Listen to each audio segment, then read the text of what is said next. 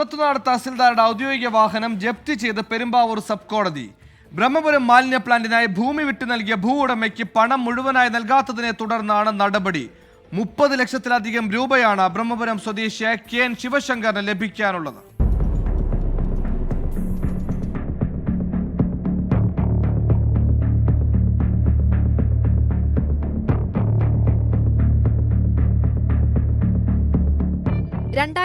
ലാണ് ബ്രഹ്മപുരം സ്വദേശിയായ KN ശിവശങ്കരൻ മാലിന്യ പ്ലാന്റിനു വേണ്ടി 20 സെന്റ് ഭൂമി വിട്ടു നൽകിയത്.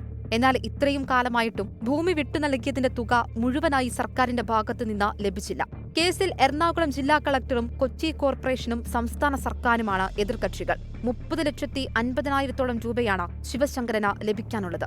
ഈ സാഹചര്യത്തിലാണ് കേസ് പരിഗണിച്ച പെരുമ്പാവൂർ സബ് കോടതി കുന്നത്തുനാട് തഹസിൽദാരുടെ ഔദ്യോഗിക വാഹനം ജപ്തി ചെയ്യാൻ ഉത്തരവിട്ടത്. ജപ്തി ചെയ്ത വാഹനം പെരുമ്പാവൂർ കോടതി വളപ്പിൽ സൂക്ഷിച്ചിരിക്കുകയാണ്. ഹർജിക്കാരന് നൽകാനുള്ള പണം കെട്ടിവച്ചാൽ മാത്രമാണ് വാഹനം വിട്ടു നൽകുകയുള്ളൂ. 24 കൊച്ചി.